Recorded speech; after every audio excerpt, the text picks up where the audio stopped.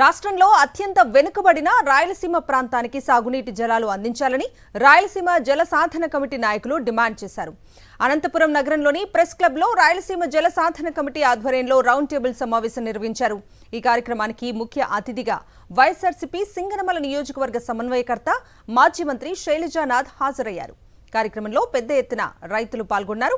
తరతరాలుగా పాలకులు రాయలసీమ రైతాంగం పట్ల తీవ్ర వివక్ష చూపుతూ ఏమాత్రం అభివృద్ధికి నోచుకోకుండా వ్యవహరిస్తున్నారని నేతలు ఆవేదన వ్యక్తం చేశారు.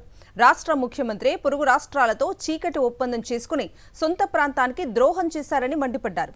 ఇప్పటికైనా ఆత్మ పరిశీలన చేసుకుని రాయలసీమ ప్రాజెక్టును కొనసాగించాలని డిమాండ్ చేశారు.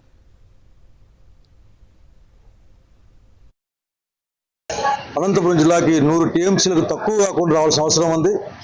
కానీ రాయలసీమకే 140 ఇస్తా ఉన్నారు. ఇది అన్యాయం. ఇది కాబట్టి జలాల పునః పంపిణీ జరగాలన్న ఆలోచన కూడా అందరూ చేయాల్సిన అవసరం ఉంది. దాంట్లో భాగంగా చంద్రబాబు నాయుడు గారి యొక్క బిహేవియర్ని నీళ్ల పట్ల ఈ సమావేశంలో అందరూ కూడా తప్పడుతూ ఉన్నారు. కారణం ఏంటంటే ఈ రాయలసీమ ప్రాంతానికి జీవంగా ఉండబోయే రాయలసీమ ఎత్తిపోతల పథకాన్ని రేవంత్ రెడ్డి గారు చెప్తే ఆపేశారు. రేవంత్ రెడ్డి గారు చెప్తే తెలంగాణ ప్రాజెక్టులకు అడ్డం చెప్పరు అనే తెలంగాణ ముఖ్యమంత్రి గారి యొక్క స్టేట్మెంట్ ఇంతవరకు చంద్రబాబు నాయుడు ఖండించకపోగా అదొక వేస్ట్ ప్రాజెక్టు, డబ్బులు వేస్ట్ చేసినారు. అట్లాగే 20 టీఎంసీలు ఏం టీఎంసీలు నీళ్ళవి ఆయనకి ఏం తెలుసు? వ్యవసాయం చేస్తే కదా 20 టీఎంసీలు నీళ్ళంటే ఆఖరికి ఎట్లా దాదాపు 2 లక్షల ఎకరాల పైన వస్తాయి నీళ్ళు. నాకు తెలిసి 10,000 వేసుకుంటే ఒక టీఎంసీకి. అసలుకి తెలియనితనంతో మాట్లాడే ప్రయత్నాన్ని చేస్తా ఉన్నారు తెలుగుదేశం పార్టీకి, అధికార పార్టీ వాళ్ళు. ఇది మంచిది కాదు. రాయలసీమ ఎత్తిపోతల పథకాన్ని తక్షణం పూర్తి చేయమని రాయలసీమ జనసంఘంగా డిమాండ్ చేస్తా ఉన్నాం.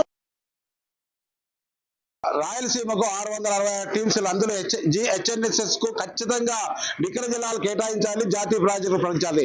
జిఎన్ఎస్ఎస్ ని జాతీయ ప్రాజెక్టులు ప్రకటించాలి, నికర జలాలు కేటాయించాలి. వెలుగొండ ప్రాజెక్టును కూడా జాతీయ ప్రకటించాలి, వాటికి నికర జలాలు కేటాయించాలి. నికర జలాలు అనేటివి ఇంకా కూడా కృష్ణా జలాల్లో ఉన్నాయి. గోదావరి కంటే కృష్ణా జలాలని మొదట కేటాయించాల్సిన అవసరం ఉంది.